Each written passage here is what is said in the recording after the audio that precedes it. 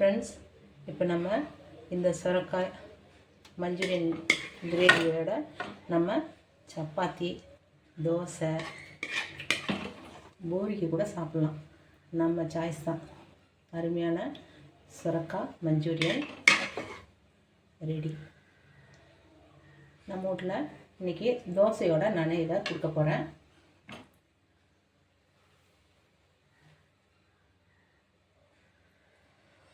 Hello friends, இன்றைக்கி நம்ம சுரைக்காய் மஞ்சூரியன் செய்ய போகிறோம். இந்த சுரைக்காவை நான் மஞ்சூரியன் கிரேவி செஞ்சதுக்கப்புறம் நான் அதை போண்டா மாதிரி போடுவேன். இப்போ நம்ம கிரேவியை எப்படி செய்கிறோன்றது தான் இப்போ ஃபஸ்ட்டே செஞ்சிடறேன் நான். வாங்க பார்க்கலாம். நமக்கு இஞ்சி, பூண்டு, பச்சை மிளகா, வெங்காயத்தை இப்படியும் நம்ம சிங்கிள் அப்படியே லீஃபாக இந்த மாதிரியும் கட் பண்ணிக்கணும்.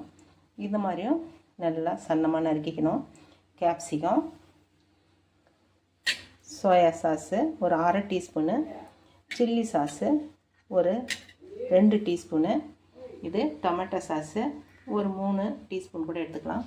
இது கார்ன்ஃப்ளவரு ஒரு டீஸ்பூனு, ஒரு 1/2 டம்ளர் தண்ணியில் இப்படி பாலாக கரைச்சி வச்சுக்கணும். இது நம்ம கடைசியாக தான் சேர்க்க போகிறோம். ஃப்ரெண்ட்ஸ், இஞ்சி இந்த மாடலில் கட் பண்ணிக்கோங்க. இல்லை நம்மளுக்கு காரம் அதிகம் வேண்டாம் அப்படின்றவங்க ரொம்ப சன்னமாக நீங்கள் துண்டு போட்டுக்கலாம்.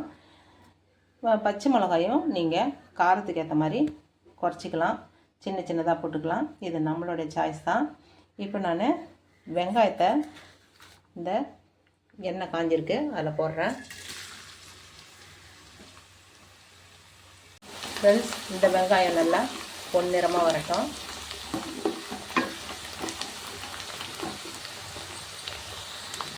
ஃப்ரெண்ட்ஸ், இப்போ பொன்னிறமாக வதங்கிடுச்சு. நம்ம இஞ்சி பூண்டு இதில் சேர்த்து வதக்குறோம். ஃப்ரெண்ட்ஸ், பச்சை மிளகா போட்டுக்கலாம். இந்த மாதிரி வீட் லீஃபாக வச்சுருக்கோம் இல்லையா, இந்த ஆனியனை போடணும்.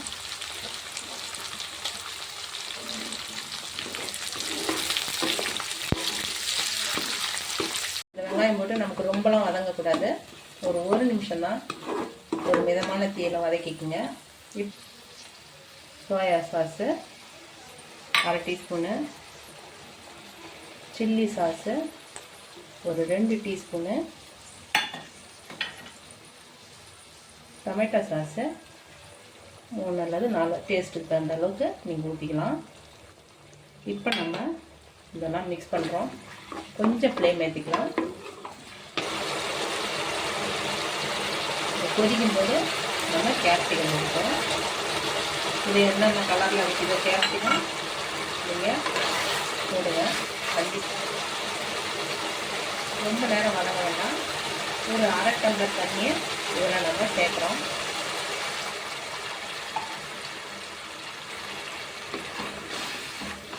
ஃப்ரெண்ட்ஸ், உப்பு நமக்கு தேவைப்பட்டால் தான் போடணும். ஏன்னா நம்ம ஊற்றின சாஸில் எல்லாத்துலேயும் உப்பு சுவை இருக்கும். கவனமாக நீங்கள் உப்பு சேர்த்துடாதீங்க. தேவைப்பட்டால் தான் நீங்கள் சேர்த்துக்கணும். எங்களுக்கு தேவைப்படலை, அதனால் நான் உப்பையும் உங்கள்கிட்ட காட்டலை, சொல்லலை. ரொம்ப கொதிக்க வைக்காமல் உடனடியாக நான் அடுப்பு நிறுத்தி ஒரு பக்கமாக வச்சுக்கிறேன். கடைசியாக தான் நம்ம சேர்க்கணும். இப்போ கார்ன்ஃப்ளவர் பால் இப்போ சேர்க்க போகிறதில்ல. நான் அடுப்பு நிறுத்திடுறேன். ஃப்ரெண்ட்ஸ், நம்ம சுரைக்காயை இது மாதிரி தோல் சீவிட்டு நம்ம இதை நல்லா சீவி எடுத்துக்க போகிறோம். இப்போ நம்ம இந்த அளவுக்கு சீவியாச்சு. நான் ரொம்ப நல்ல பிஞ்சு சுரைக்காய் இருந்ததுனால அப்படியே வெட்டாமல் டைரெக்டாக சீவினேன். இந்த அளவுக்கு சேவல் பண்ணிக்கோங்க. இதில் தண்ணி வரும்.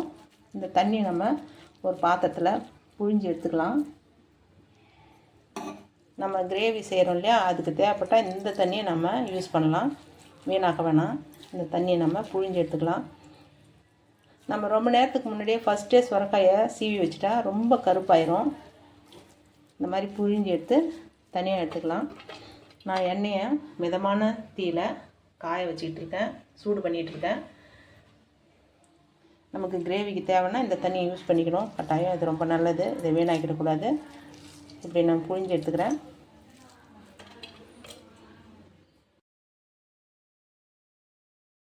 ஃப்ரெண்ட்ஸ், இப்போ நம்ம இந்த தண்ணியை புழிஞ்சு எடுத்ததை அதுக்கப்புறம் நம்ம சில்லி அதாவது காஷ்மீர் தூள் 1 டீஸ்பூனு, மைதா ஒரு 2 டீஸ்பூனு, மைதா கம்மியாகவே இருக்கட்டும்.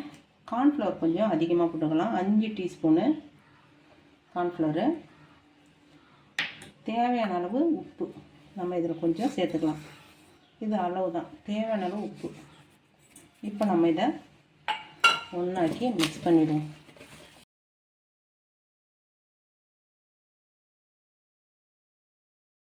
ஃப்ரெண்ட்ஸ், ரொம்ப பெருசாக ஒட்டாமல் சின்ன சின்ன உருண்டைகளாக ஒட்டிக்குங்க.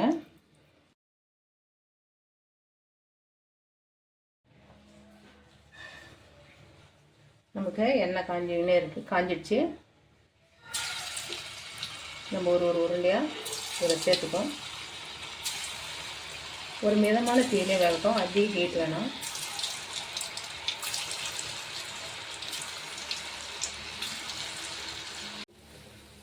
ஃப்ரெண்ட்ஸ், இப்போ நமக்கு ஓரளவுக்கு உடையாமல் இருக்கிற பக்குவத்தில் நம்ம திருப்பி விட்டுக்கலாம்.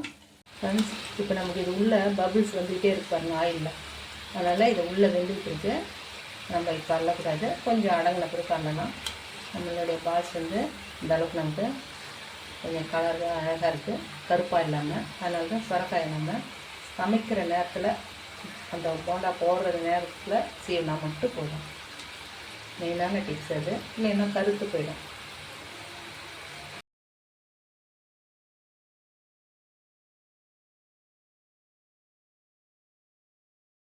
ஃப்ரெண்ட்ஸ், நம்ம எல்லாத்தையும் இந்த மாதிரி சுரக்காய் அந்த பால்ஸை பொரித்து எடுத்துக்கிட்டு நம்ம ஏற்கனவே வச்சுருக்கோம் இல்லையா மஞ்சூரியன் கிரேவி, அதை இப்போ நம்ம சூடு பண்ணுறோம். சூடு பண்ணும்போது நம்மக்கிட்ட இருக்கிற இந்த சுரக்காய் தண்ணி இருக்கு இல்லையா புழிஞ்சது, அதை இதில் சேர்த்து நம்ம கொதிக்க வைக்கிறோம். ரொம்ப நேரம் இல்லை, கொஞ்சம் நேரம்தான், ஒரு 1 நிமிஷம் இப்படி தான். ஃப்ரெண்ட்ஸ், நமக்கு கலராக வேணும்னா கொஞ்சம் காஷ்மீர் தூள், சில்லி காஷ்மீர் தூளை கலருக்காக சேர்த்துக்கலாம். அதிக காரம் இருக்காது. நான் இப்போ கொஞ்சம் கலருக்காக காஷ்மீர் தூளை சேர்த்துக்கிறேன்.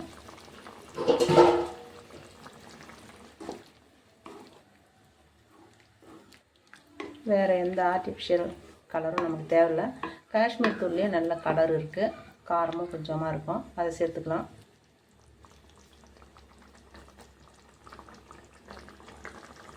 நம்ம இந்த கார்ன்ஃப்ளவர் பால் இருக்கு இல்லையா, நம்ம தண்ணி ஊற்றி விட்டாலும் அது அடியில் போய் ஒட்டிக்கின்னு தெளிஞ்சிடும். நம்ம இந்த மாதிரி கரைச்சி இந்த மாதிரி கொதிக்கும்போது நம்ம அதில் ஊற்றி விடுறோம். ஒரு 1/2 டம்ளர் தண்ணியில் நம்ம முன்னாடியே கரைச்சி வச்சுருக்கோம். இது வந்து அப்படியே பைண்ட் பண்ணும்.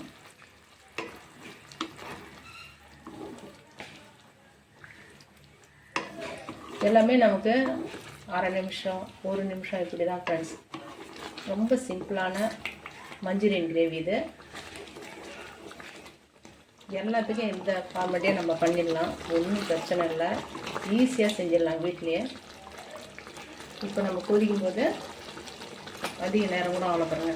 இந்த டைமில் நம்மளுடைய சுரக்காய் இந்த பால்ஸை இதில் சேர்த்துடணும். சேர்த்து லைட்டாக இப்படி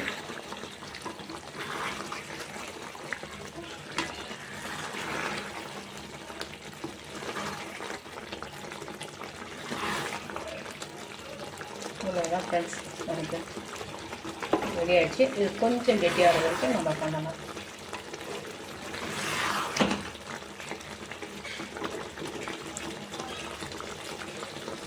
நமக்கு சூடாக இருக்கும்போது கொஞ்சம் தண்ணியாக தெரியும், கொஞ்சம் ஆற ஆற இது கெட்டிப்பட்டுரும். அதனால் நமக்கு தேவையான அளவு தண்ணியாக இருக்கும்போதே நம்ம அடுப்பு நிறுத்திடலாம். கொஞ்சம் லிக்விடாக இருக்கும்போதே அடுப்பு நிறுத்திட்டேன். இப்போ நான் நிறுத்திட்டேன். இப்போ நான் சர்வ் பண்ணி உங்களுக்கு காட்டுறேன் ஃப்ரெண்ட்ஸ்.